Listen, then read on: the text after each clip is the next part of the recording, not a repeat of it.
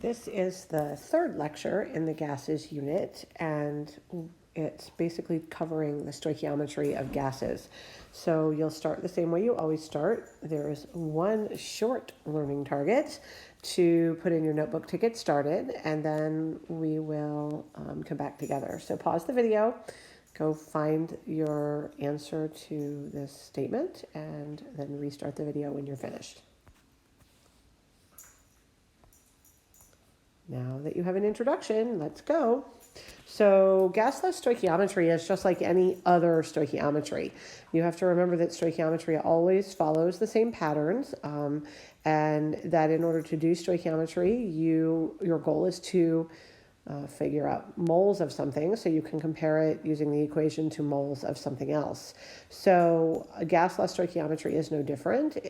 Basically, we can use PivNert as a new way to get to moles, or we can solve for moles from our stoichiometry and then use those moles in PivNert to figure out one of the other gas variables. So be on the lookout for this. If you're given a gas and temperature and pressure and volume, then that's a really big clue that you should be using PivNert as the start of something, and then perhaps stoichiometry. So remember that for stoichiometry, this is always going to be a change in substance in a chemical reaction. So you have to have your balanced equation, and so this will be really important. So we just talked about this first bullet. So let's talk about this one. You need to have a balanced equation, and the coefficients are your mole to mole ratio. All right.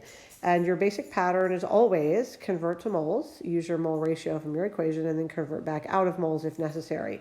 So nothing changes about that other than you have a new bag of tricks now to add to things like molarity and percent and molar mass. You can now add PivNert to your how do I get moles or how do I get out of moles calculations. The thing that you'll have to be careful of, especially in College Board questions, is to be on the lookout for limiting reactant situations. So remember that a limiting reactant situation is one in which you are given the amounts of both reactants. So this is really important because in gases, this might mean you're doing 3 different PivNerts or 4 different PivNerts to figure out who's limiting, and then how much you have, and then you'll have to figure out the pressure of somebody left at the end, etc. So it just get kind of involved, so you just have to be really careful with that. Also, there is only one real shortcut for not needing PivNert when we're talking about gas law stoichiometry, and that would be if your conditions are standard temperature and pressure. In other words, if you're at 0 Celsius, sorry, can't write tonight, 0 degrees Celsius and 1 atmosphere, or the equivalents of those. So this is the only time this works, but if you happen to be at STP, then 1 mole of any gas, you don't care who the gas is, has a volume of 22.4 liters.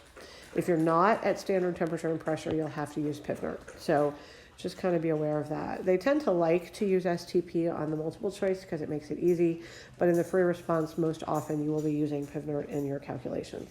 So let's just do an example because I think that's the easiest way to talk you through it. So I'm going to read the question to you. Basically, engineers use copper and they react it to remove impurities of oxygen from ethylene, which is an organic compound, and they're using it to make polyethylene, so they need it to be pure.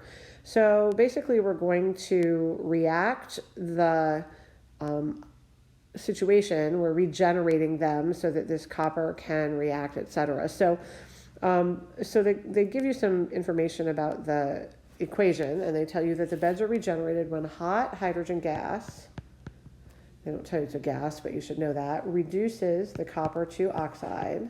So copper 2 oxide would be Cu2 plus and O2 minus, so that's one of each. And I'm writing the equation because we can't do stoichiometry without it. And then we're going to form the pure metal. So the metal in this case is copper and water. All right. So this is your equation. When I look at this equation, actually, it's probably not a great example to choose because we have 2 hydrogen and 1 copper and 1 oxygen on each side of the equation. So the coefficients are all balanced when their coefficients are 1. So we don't need any coefficients here. So just remember that you have to be careful if there are coefficients to include those coefficients in your mole to mole ratio. So basically now we're finding the question, what volume of hydrogen at this pressure and this temperature is needed to reduce, so what volume, right? Volume of hydrogen is needed to reduce 35.5 grams of copper 2 oxide. Something that's really important to remember is that it's called the ideal gas law. Okay, this is something I kind of skimmed over this a minute ago, but Pivnert only works for gases. So for solids or liquids or solutes, you have a different way to get to moles. Often it will be molar mass. If it's solutes in solution, it might be molarity. It could be percents to get to grams, to get to moles, but Pivnert only works for gases, and if you're not careful, this will trip you up. So we can't take these grams of copper 2 oxide and plug them into Pivnert. It's a solid. All right, so we're going to start our situation here with that and try to figure out what volume. Let's notice what we have here. We have pressure and temperature. So if I want to use Pivnert, I always know R. Right now I know pressure and temperature. I'm looking for volume. This means that I need to find moles. So I'm going to do stoichiometry to find moles of hydrogen. All right, so I'm going to start with 35.5 grams of copper 2 oxide. And as usual in stoichiometry, I'm going to go ahead and convert that to moles. So from the periodic table, 1 mole of copper 2 oxide is 79.55 grams. And I'll put that on there in case you need to know that. And then my next step is always my mole to mole ratio. So I can get rid of moles of copper 2 oxide, and they asked me about hydrogen. And then from the coefficients in my equation, these are 1 to 1, so that's from the coefficients, okay? And this gets me moles of hydrogen. If this were at standard temperature and pressure, I could go on in one more step and say that 1 mole is 22.4 liters, but we're not at standard temperature and pressure. So I can't come in and do that, which means I'm going to have to solve for moles to plug in to Pivnert. So when I do the math for this, I get 0.44626, and I'm not going to round to significant figures because I'm in the middle of this question. If they had asked me for how many moles, then I would have to round here. But since they asked me for volume, I'm only in the middle. I'm just going to keep going, right? So now I'm going to solve Pivnert for volume. So PV equals nRT. Since they asked me for volume, then that's going to be nRT over V. And I'm going to go ahead and start substituting in. Remember that this is the hydrogen I'm looking for, so all of these things in Pivnert have to be about the hydrogen. So this will be number of moles of hydrogen, which we just solved for in our stoichiometry, 0.44626. I just carried it in my calculator. This would be moles. And R, remember, is based on my pressure unit, so my pressure unit is torr, so that would be 62 I think I should use 62.4 because we have 3 sig figs. So liters, torrs per moles Kelvin. And then the temperature right now is in Celsius. So 225 plus 273 is 498 Kelvin. So we're going to plug in 498 Kelvin. And then, sorry, I solved this incorrectly a minute ago. And hopefully you caught it. This would be V equals nRT over P. So now I'm going to put in my pressure at 765 torr.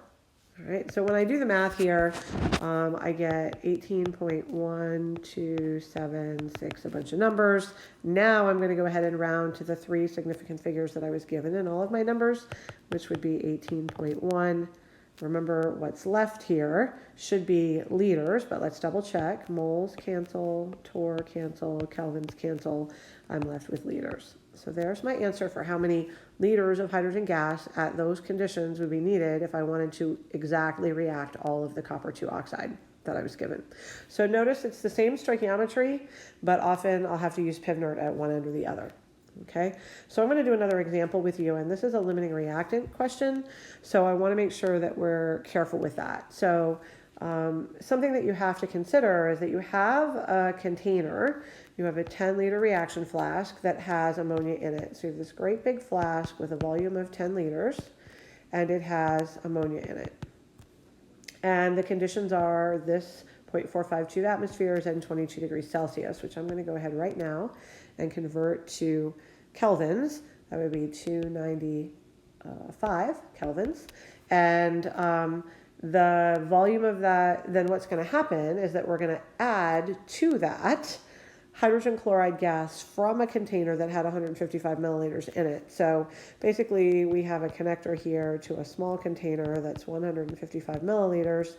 And we're going to take the HCl that's in here and inject it into that space and close the flask, right? So in here, my hydrogen chloride gas was at 7.5 atmospheres, and they gave me the temperature in Kelvin.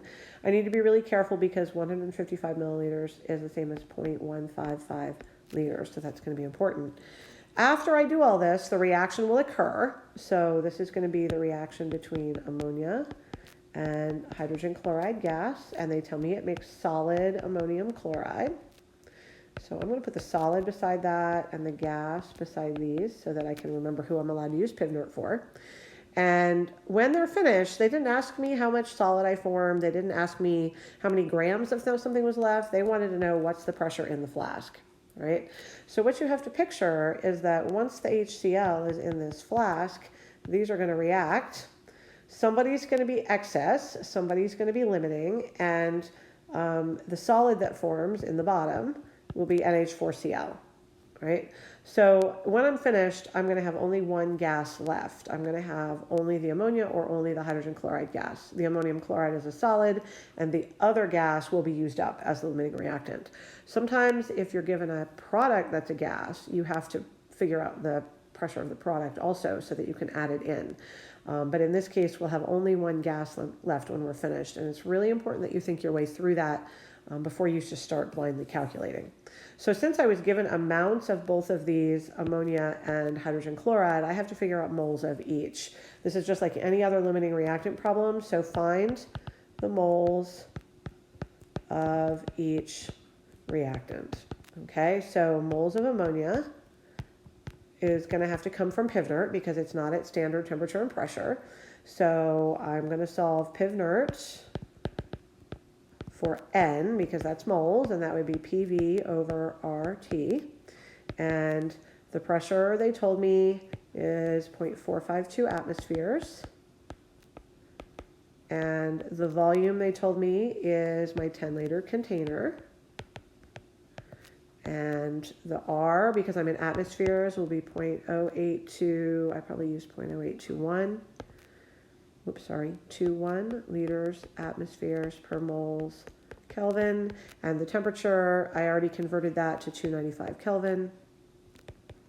And I can figure out from this that I have 0.18662, etc., moles of ammonia. I'm going to do the same thing for my moles of HCl gas.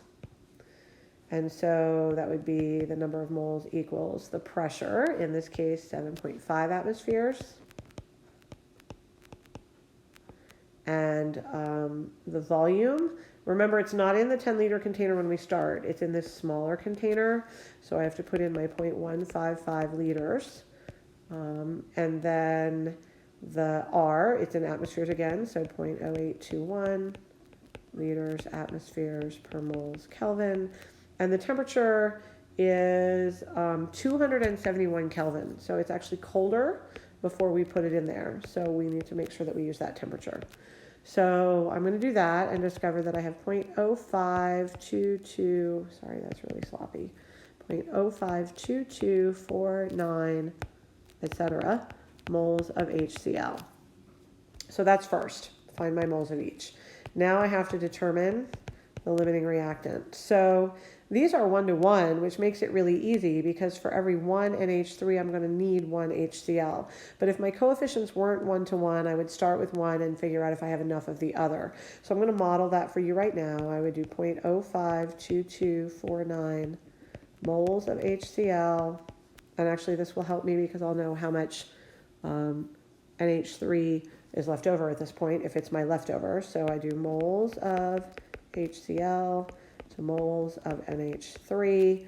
Notice in my equation, again, this was a bad example. The coefficients in here will all be ones, and it will be balanced with ones. So this is going to be 1 mole to 1 mole. And I'll discover that I would need 0.052249 moles of ammonia to use all of the HCl, right? So now I have to compare. I need 0.052249 moles, and I have, let's come back up here, I have 0.18662 moles. So I have more than I need. This is ammonia. And I have more ammonia than I need. So ammonia is not the limiting reactant. So the ammonia will be the excess. And not all of that will be excess, but some of it. And that means that the HCl is the limiting reactant. Okay, so when I'm all finished in my flask, the HCl will be completely gone. All right, the only thing left in my flask that will create a pressure will be NH3, and then I'll have some NH4Cl created as well, but they told me to ignore the volume of it, and it's not creating a pressure, so I don't care. All right, so now I need to figure out how many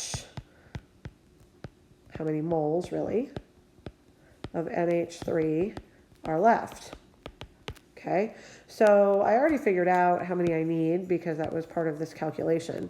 And I already know how many I have, right? We have this many.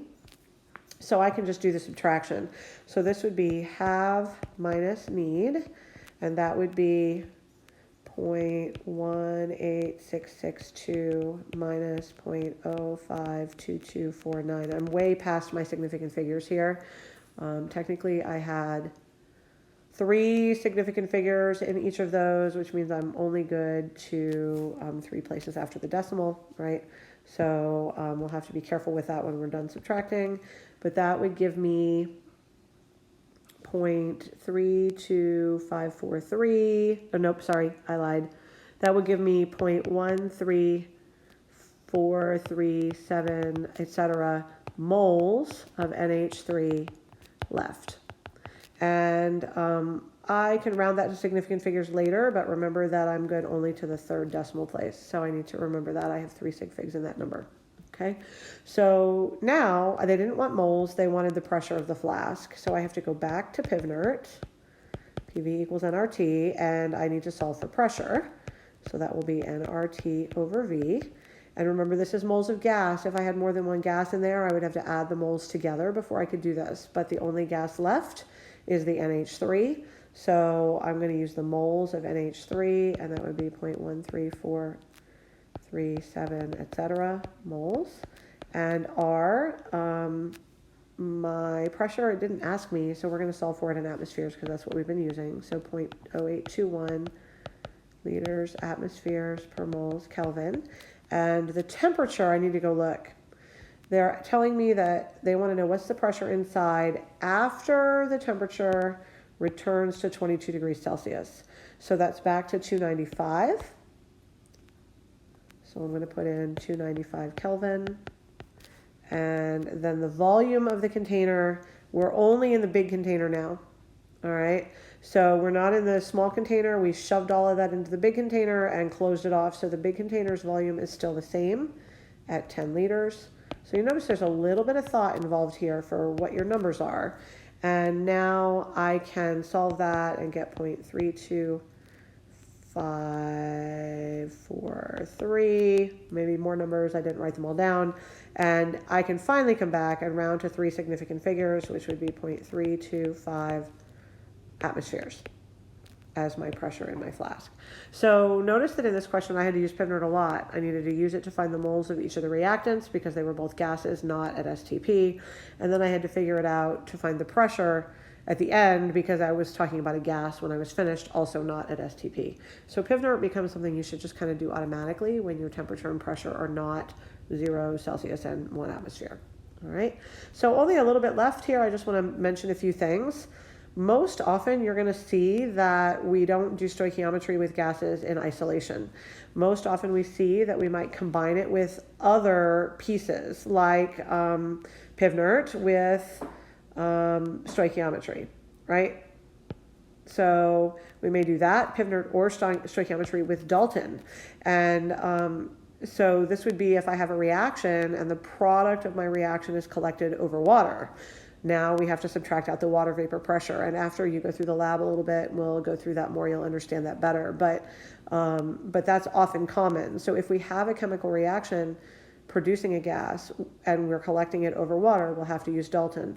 You may also combine before and after with Dalton, or with stoichiometry. You might have to figure out how many moles there were in the container and how many moles there are now in the container, etc. And so we can do that. We also may combine a mixture. So you may figure out that you have a total pressure of so much in the flask, and then you have to use mole fractions of gases to figure out the partial pressures of one of them or more than one of them. So you have to be careful. Or we may also do this without stoichiometry if we have bulbs that are connected by a valve, and the valve is, then they have different gases in them. The valve is open, the gases mix. Then we have to figure out the relationship before and after for the volume, and then find the pressure from those and then add them to Dalton. So it gets kind of confusing. You'll practice some of this in class. And you may also, of course, combine either version of ideal with Dalton, so that we have different conditions than we used to have, but we've got a mixture of gases, etc. So lots and lots of ways to combine all these pieces of gases into one question. So there's lots of ways to be tricked. You have to be really careful. So that should answer what you need for how to do stoichiometry using Pivnert and gases. And we will practice a lot of this in class over the next few days. So make sure that you have your learning targets with you and come